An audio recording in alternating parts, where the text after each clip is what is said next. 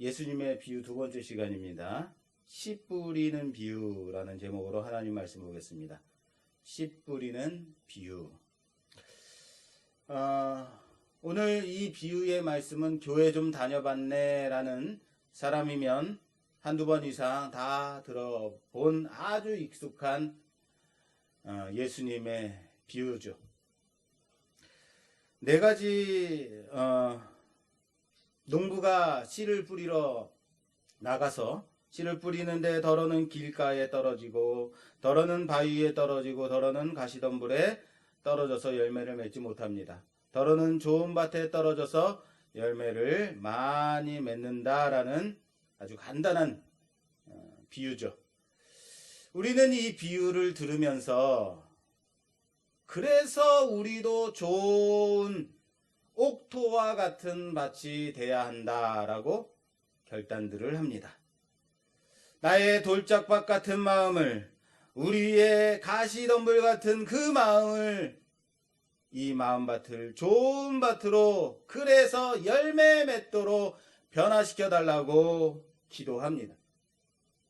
그래서 두 손 들고 예배 자리에 나와 다른 생각하는 길가 같은 나의 마음을, 예배 시간에 나와서 졸고 있는 이 돌짝밭 같은 나의 마음을 세상의 염려와 걱정에 얽매여 열매 맺지 못하는 가시덤불 같은 나의 마음을 회개합니다. 그렇게 이 비유의 메시지를 적용한다라는 거예요. 그런데 이렇게 비유를 해석, 적용하는 것이 이 비유의 제목인 씨 뿌리는 비유와 연결이 되십니까? 제목은 씨 뿌리는 비유인데 적용은 어떻게 하고 있냐면 네 가지 밭의 비유로 적용하고 있다라는 거예요. 제대로 된 제목이라면 비유의 제목을 네 가지 밭의 비유라고 말해야 맞는 제목이 된다라는 거예요. 그런데 왜 씨 뿌리는 비유 또는 씨 뿌리는 자의 비유라라고 제목을 말했을까요? 오늘 이 비유는 마태, 마가, 누가, 공관복음 모두에 다 나오는 비유입니다. 공관복음에 다 나온다는 얘기는 말은 무슨 말이에요? 중요한 비유다라는 거예요. 그리고 예수님이 여러 비유를 시작하시면서 가장 앞에 배치한 비유다라는 거예요. 게다가 특별히 예수님께서 이 비유를 직접 제자들에게 설명까지 해주세요. 오늘 그 말씀이 8장 11절 말씀 이하에 있습니다. 예수님께서 이렇게 설명을 해주십니다. 이 비유는 이러하니라. 씨는 하나님의 말씀이요 길가에 있는 것은 말씀을 들은 자니 이에 마귀가 와서 그들이 믿어 구원을 얻지 못하게 하려고 말씀을 그 마음에서 빼앗는 것이요 바위 위에 있다는 것은 말씀을 들을 때에 기쁨으로 받으나 뿌리가 없어 잠깐 믿다가 시련을 당할 때에 배반하는 자요. 가시떨기에 떨어졌다는 것은 말씀을 들은 자이나 지내는 중 이생의 염려와 재물과 향락의 기운이 막혀 온전히 결실하지 못하는 자요. 좋은 땅에 있다는 것은 착하고 좋은 마음으로 말씀을 듣고 지키어 인내로 결실하는 자니라. 할렐루야. 온라인에서 예배를 드리시는 분들도 아멘 하셔야 됩니다. 특별히 주님은 이렇게 이 비유를 설명해 주시고 계시다라는 거예요. 이렇게 설명하셨다는 말은 이 비유를 우리가 이런 관점에서 보라고 주님께서 직접 제시해 주시고 계시다라는 거예요. 과연 이 비유가 여러분 이해가 안 돼서 주님께서 직접 설명해 주셔야 할 필요가 있을 정도로 이 비유가 어려우신가요? 여러분들 이 비유를 딱 들었더니 도대체 무슨 말씀인지 모르겠네 라는 생각이 드세요? 그럼에도 우리의 돌짝밭 같은 마음, 우리의 가시밭 같은 이 마음을 변화시켜 달라고 그렇게 적용을 하고 있더라라는 거예요. 무슨 말이에요?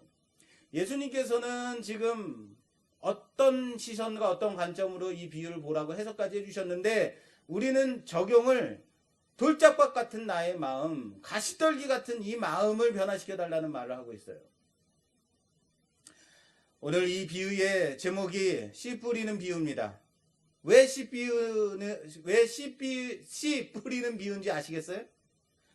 주님께서 그렇게 말씀하셨기 때문이에요. 마태복음 13장 18절 말씀에 보면 마태복음 13장 18절 말씀에 보면 예수님께서 이 비유를 말씀하시고 그런즉 씨 뿌리는 비유를 들으라. 뭐라고요?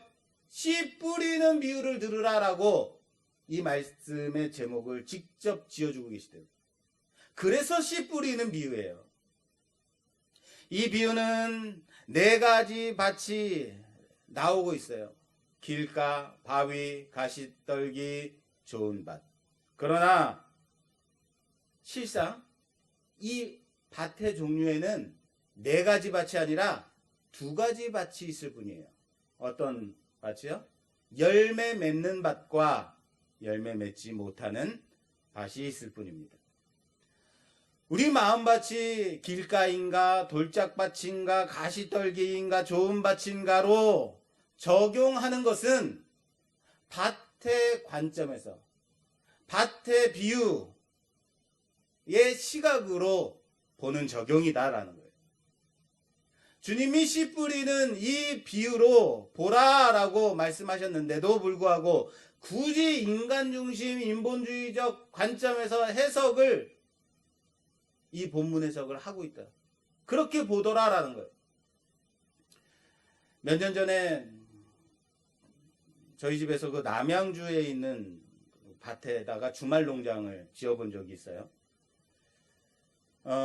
저야 귀하게 자랐기 때문에 농사라는 것을 전혀 모르고 자랐죠. 그냥 씨 뿌리고 물 주면 되는 줄 알았어요. 다 시스템이 갖춰져 있는 줄 알았어요. 그런데 이제 주말 농장에 가서 이제 씨를 뿌리러 갔는데 저희 아버님이신 조병기 집사님이 괭이하고 쇠스랑을 주시면서 밭을 갈라는 거예요. 그리고 돌멩이를 캐내라는 거예요. 고르라는 거예요.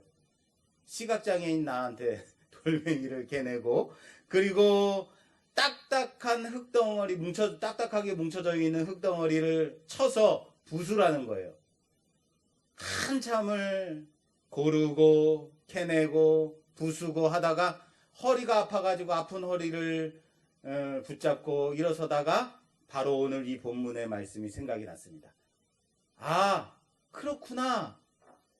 바로 좋은 밭이라는 것은 그냥 만들어지는 게 아니구나. 밭을 갈고 쳐서 부수고 캐내어서 돌멩이를 그리고 잡초를 제거하고 이물질을 제거해야지만 그래야지 좋은 밭이 되는 거구나라는 적용이 됐습니다. 여러분 별거 아닌 적용이에요. 그런데 저에게는 큰 깨달음이 있었다라는 거예요. 그때 이 비유에 제대로 된 해석을 할 수 있었습니다. 이거죠. 아무리 돌짝밭 같은 밭이라 하더라도 아무리 가시떨기 같은 가시밭이라 할지라도 갈고 고르고 제거하면 쳐서 부수면 뭐가 돼요?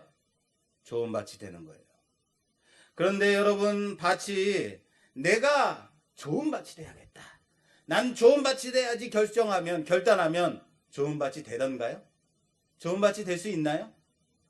농부가 밭 주인이 그 밭을 갈고 그리고 가꾸고 캐내고 부수고 치고 그래야 좋은 밭이 되더라라는 거예요.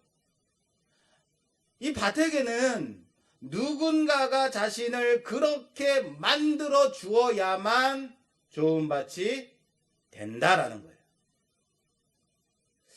물론 좋은 적용은 아니지만 여러분 생각해 보세요. 밭의 입장에서 여러분들이 밭이라고 생각하고, 물론 밭은 생각이 없어요. 예, 생명이 아니니까. 밭의 입장에서 보자면 가만히 두면 편해요. 예를 들면 제 아들이 여름방학 내내 집안에서 가만히 있는단 말이에요. 엄마가 아무 잔소리 하지 않으면 어때요? 편해요. 좋아요. 아무것도 하지 않으면 편해요. 쉬워요. 그런데 그 밭을 갈아서 아프게 하고 바위 돌멩이들을 캐내어서 힘들게 하고 이물질을 제거하고 딱딱한 덩어리들을 쳐서 부수어서 귀찮게 한단 말이에요. 밭의 입장에서 보면요, 가만히 두면 편하겠지만 치고 캐내고 갈고 자꾸 귀찮게 하고 아프게 한단 말이에요. 그냥 두면 편할 텐데 말입니다. 그런데 그렇게 해야만 뭐가 돼요? 기름진 밭이 되는, 좋은 밭이 되는 거예요. 밭은 스스로 좋은 밭이 될 수 없다라는 거예요. 게다가 밭은 뭐가 없어요? 생명이 없어요. 밭 자체에는 생명이 없어요. 물론 그 안에 지렁이가 자라고 퇴비를 주고 그래서 생명이 자랄 수 있게 하는 터전은 만들 수 있겠지만 생명 자체는 없는 거죠. 하나님이 흙으로 사람을 지으셨습니다. 그때까지만 해도 뭐가 없어요? 생명이 없어요. 흙이니까. 그런데 그 흙에, 그 코에 생기를 불어넣으시니 뭐가 됐어요?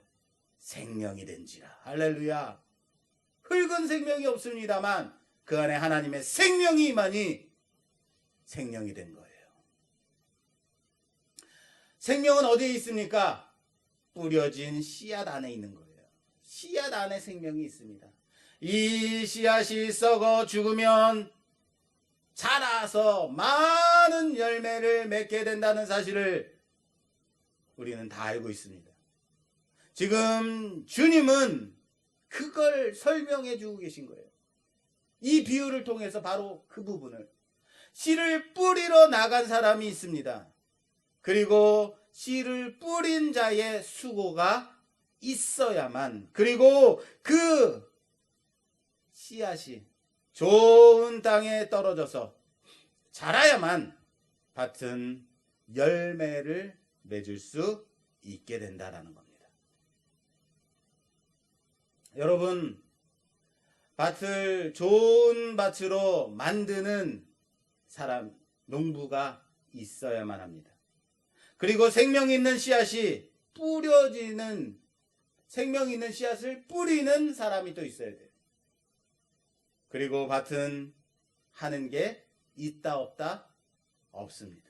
단지 그 씨를 품고 있다가 그 생명이 자라도록 하는 터전을 제공하는 역할만 할 뿐입니다. 그게 단지 누구예요? 바로 우리라는 거예요. 우리들은 밭인데 바로 우리의 모습을 말씀하고 있는데, 우리 안에 생명이 있다 없다?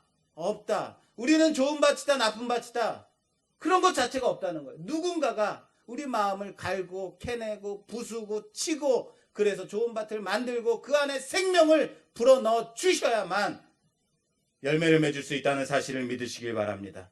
출애굽기에 보면 모세가 400년간 애굽에 종살이하던 그 이스라엘을 데리고 나가겠다고 애굽왕 바로에게 말합니다. 성경에서 이렇게 되어 있어요. 하나님이 바로의 마음을 옛 성경엔 강팍하게, 지금 성경에는 완악하게 하셨다. 그래서 이스라엘을 못 데리고 가게 하셨다라고 말하고 있어요.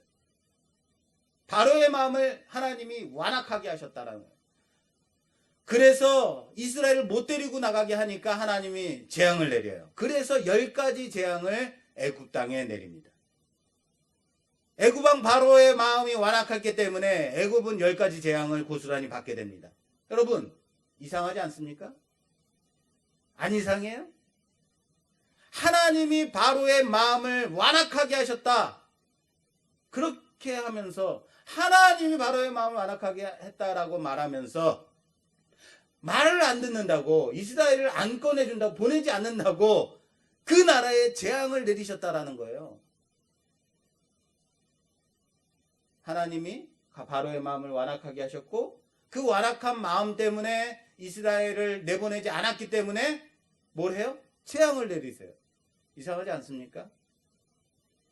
로마서 9장 말씀에 보면요, 바로가 나옵니다. 로마서 9장 17절 18절 성경이 바로에게 이르시되 내가 이 일을 위하여 너를 세웠으니 곧 너로 말미암아 내 능력을 보이고 내 이름이 온 땅에 전파되게 하려 함이라 하셨으니 그런즉 하나님께서 하고자 하시는 자를 긍휼히 여기시고 하고자 하시는 자를 완악하게 하시느니라.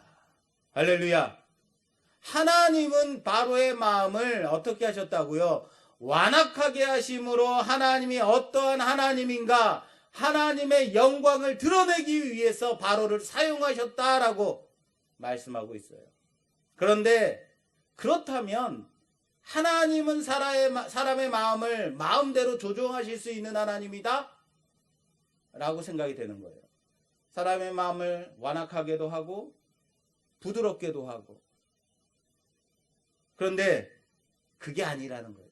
사람의 마음을 마음대로 조종했다면 어디까지 가게 되냐면 하나님은 선악과를 따먹지 말라고 하는 아담의 마음을 조종해서 완악하게 만들어서 하나님 말씀에 불순종하게 해서 일부러 따먹게 하셨다까지 가게 되는 거예요.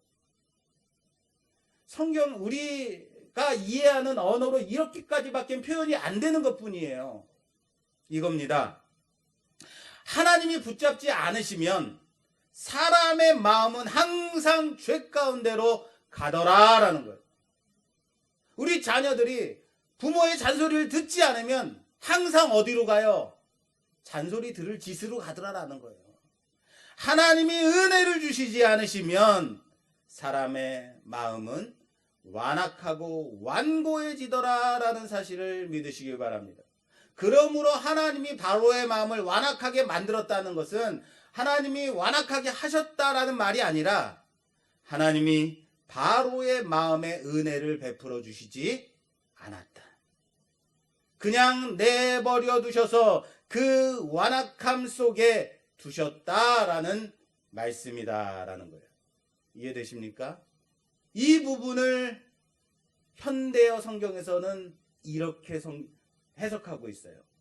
이렇게 하나님께서는 당신이 원하는 대로 어떤 사람에게는 자비를 베풀고 또 어떤 사람에게는 완고한 마음대로 버려 두셨습니다. 어떤 사람에게는 뭐라고요? 완고한 마음대로 버려 두셨다. 완고한 마음대로 버렸다라는 것. 내버려뒀다. 그냥 내버려두는 것, 그냥 내버려둬서 완고하게, 완악하게, 딱딱하게 굳어지는 바로 우리의 마음인 거예요.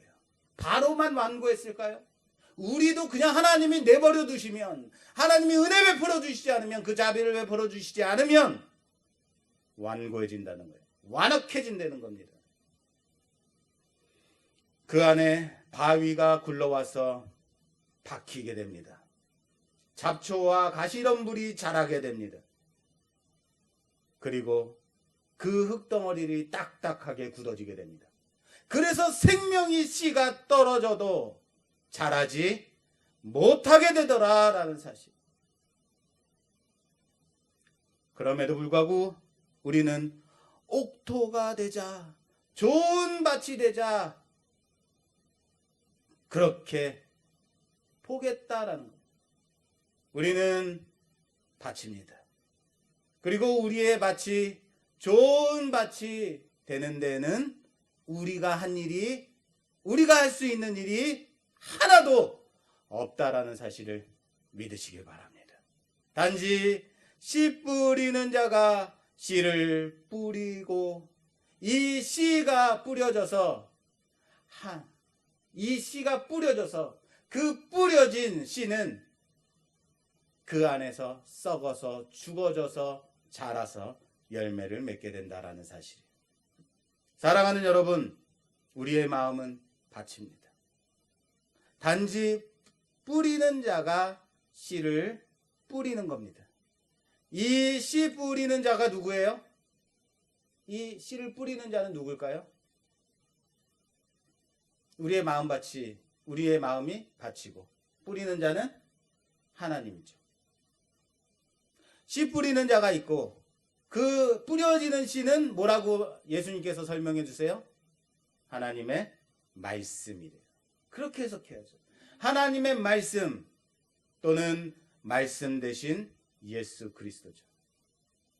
하나님께서 은혜와 자비를 베풀어 주셔서 길가와 같은 바위와 같은 가시덤불과 같은 우리의 마음을 좋은 밭으로 만드시고 그 예수 그리스도의 생명의 말씀을, 그 말씀의 씨를 우리 안에 베푸심으로 우리 안에 생명이 100배로 자라게 하셨다라는 사실을 믿으시길 바랍니다. 그것이 바로 이 씨 뿌리는 비유의 핵심 내용이에요. 이 씨 뿌리는 비유는요, 이렇게 시작이 돼요. 각 동네 사람들이 예수께로 나와 큰 무리를 이루니 예수께서 비유로 말씀하셨다로 시작이 되고 있습니다. 주님께서 두루 다니시면서 천국 복음 하나님 나라를 전하십니다. 그리고 병자를 고치시고 여러 가지 기적을 일으키십니다. 많은 무리가 모여들기 시작해요. 많은 무리가 주님께로 나옵니다. 그리고 이 비유를 말씀하세요. 그 많은 무리를 향하여서 주님께서 지금 이 비유를 시작하세요. 그런데 실컷 비유의 말씀을 말씀하시고 나서는 이게 무슨 소린가 하는 사람들을 그냥 두고 제자들에게만 이렇게 설명해 주고 계시다라는 거예요. 왜요? 왜 제자들에게만? 사람들이 이 비유의 진리를 깨닫지 못하고 이 비유를 자기 마음대로 해석하고 있을 때 제자들에게만 설명해 주셨다는 거예요. 왜요? 누가복음 8장 10절 말씀에 나와 있습니다. 이르시되 하나님 나라의 비유를 아는 것이 너희에게는 허락되었으나 다른 사람에게는 비유로 하나니 이는 그들로 보아도 보지 못하고 들어도 깨닫지 못하게 하려 함이라. 할렐루야. 보아도 듣지 못하고 들어도 깨닫지 못하게 하기 위해서 비유로 말씀하신다라는 거예요. 이 말씀이 바로 이사야서 6장의 말씀입니다. 이사야서 6장에 바로 그대로 이 말씀이 있다라는 거예요. 하나님이 어느 날 이사야 선지자에게 말씀하십니다. 내 백성에게 가서 하나님이 나의 비밀스러운 말을 전하라. 내 말을 전하라 라고 말씀하세요. 그런데 그냥 전하는 게 아니고 그들의 눈과 귀를 막아서 도저히 알아듣지 못하도록, 들어도 듣지 못하고 깨닫지 못하고 보아도 보지 못하게 전하라 라고 말해요. 알아듣지 못하게. 왜요? 왜 그렇게 전하라고 하셨을까? 바로 오늘 본문 말씀과 똑같은 상황인 거예요. 주님의 말씀을 듣겠다고 많은 무리들이 모여들었습니다. 그들을 향해서 비유로 말씀하셔서 사람들이 전혀 이해하지 못하게 말씀하고 있다는 거예요. 들어도 귀를 막아서 듣지 못하게, 보아도 보지 못하게, 이해할 수 없도록. 그리고는 외치십니다. 귀 있는 자는 들을지어다. 그리고는 제자들에게만 살짝 설명해 주세요. 이사야서 6장에서도 이사야 선지자의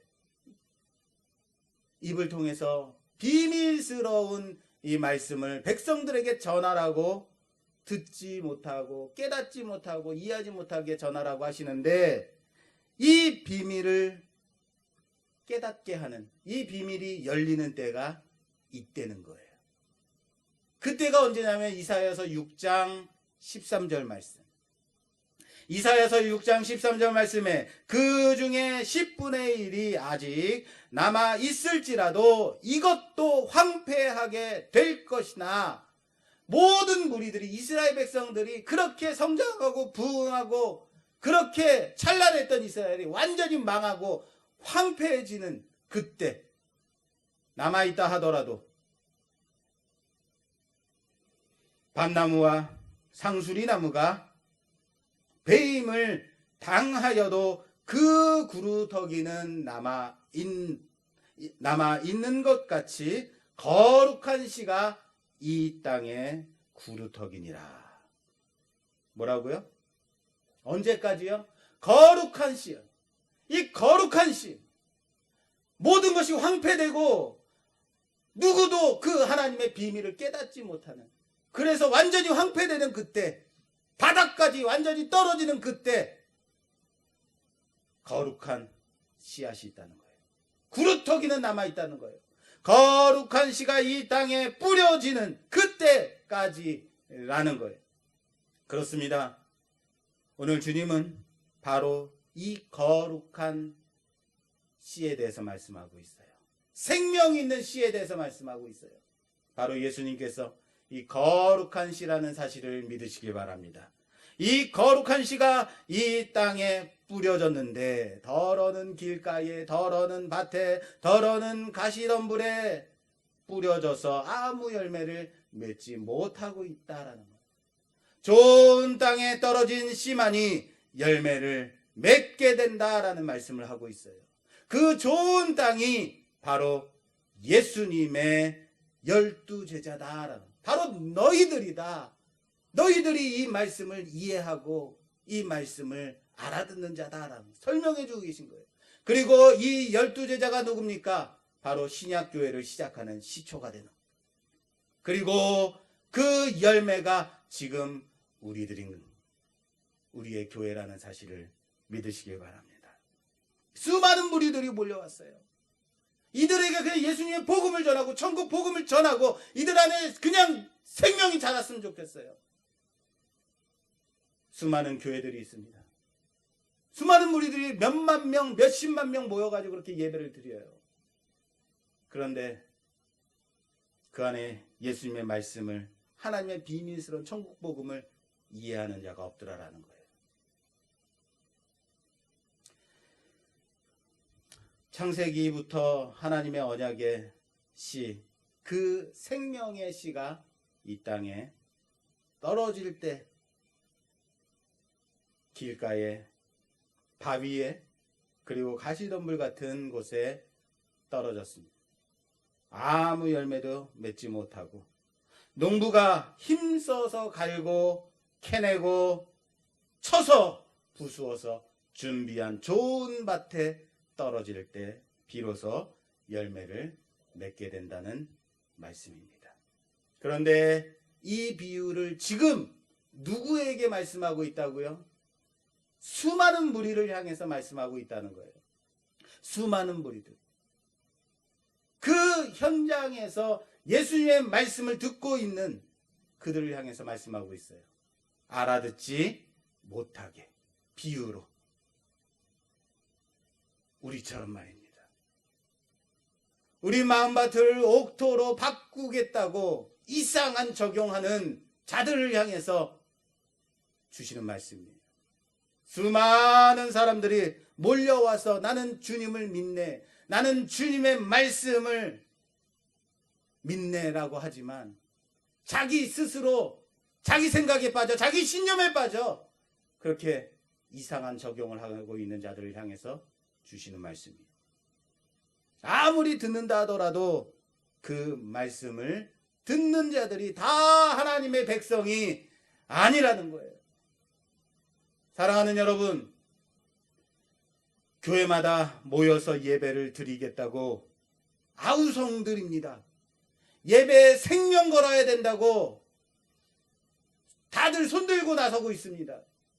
그게 신앙의 증명인 양, 그게 믿음인 양, 그게 거기에 동조하지 않는 사람들은 믿음이 없는 사람들인 양, 비겁한 사람인 양 치부하면서 그렇게 들고 나서고 있습니다.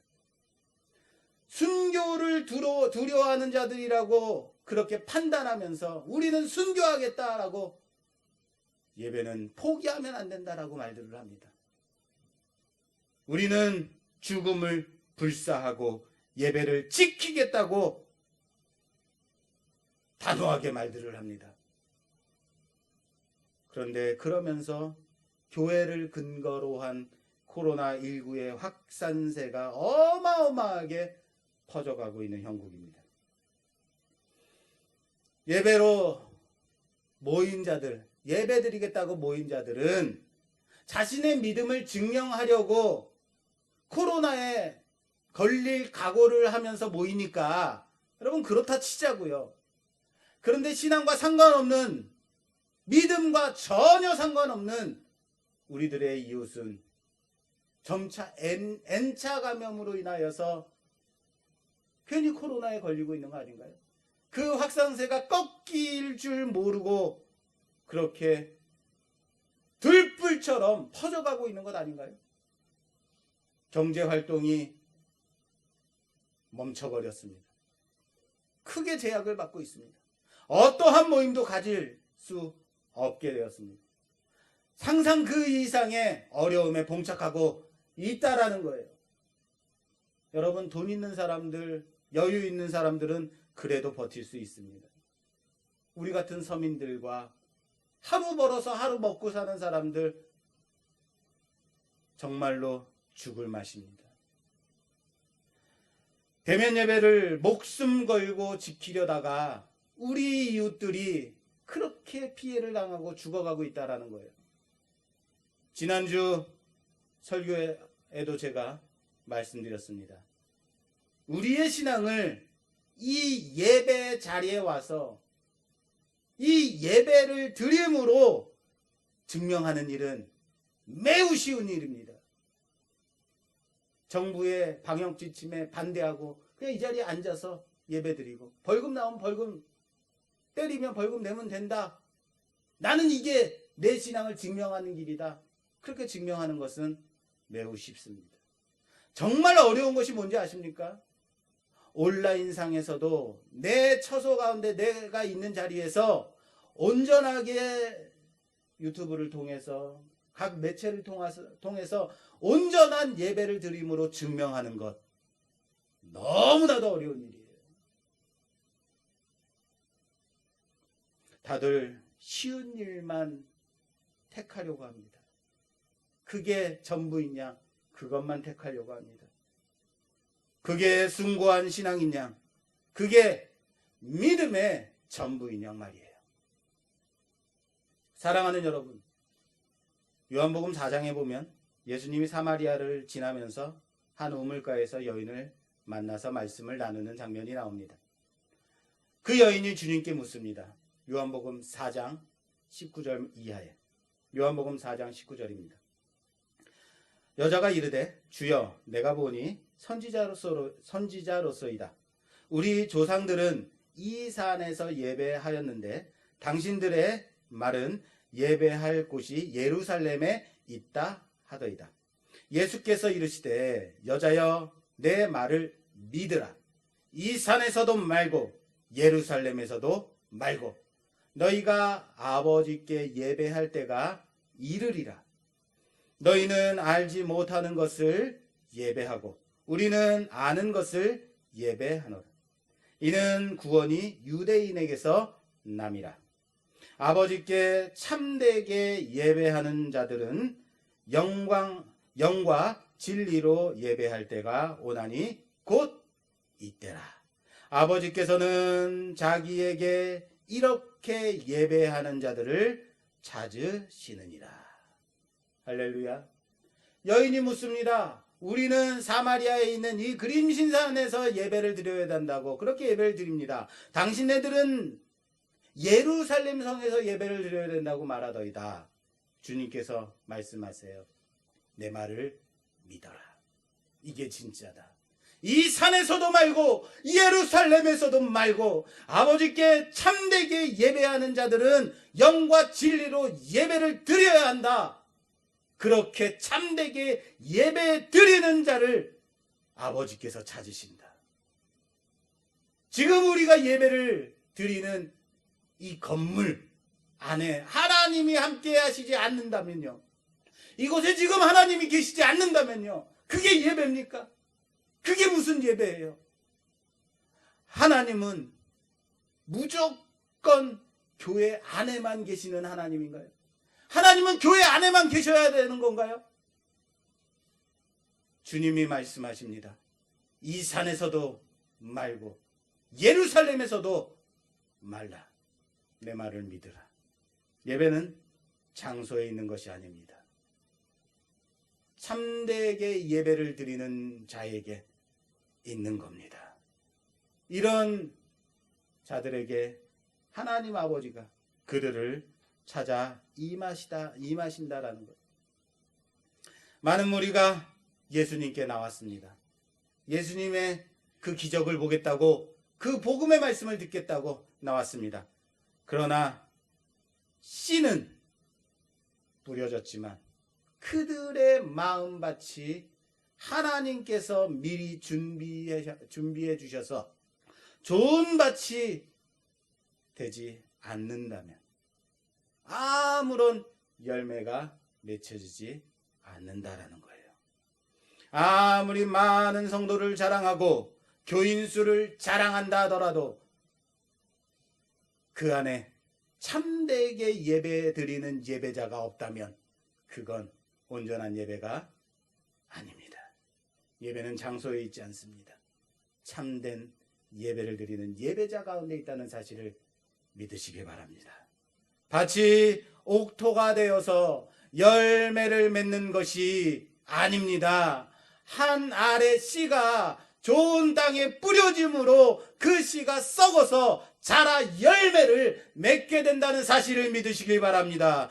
요한복음 12장 24절 말씀에 내가 진실로 진실로 너희에게 이르노니 한 알의 밀이 땅에 떨어져 죽지 아니하면 한 알 그대로 있고 죽으면 많은 열매를 맺느니라 라고 말씀하셨습니다.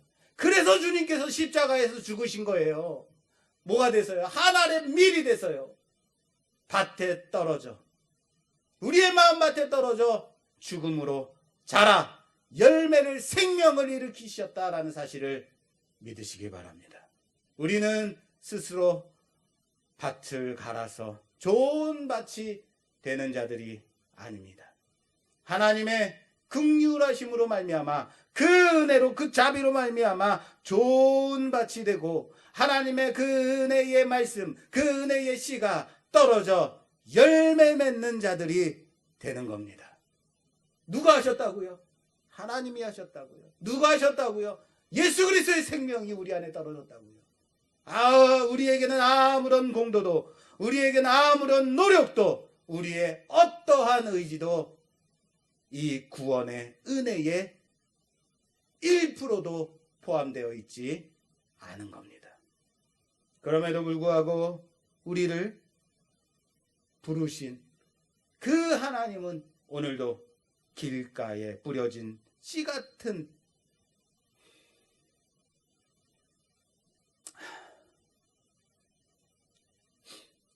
그래서 사단의 역사 가운데서 그 믿음 빼앗길까봐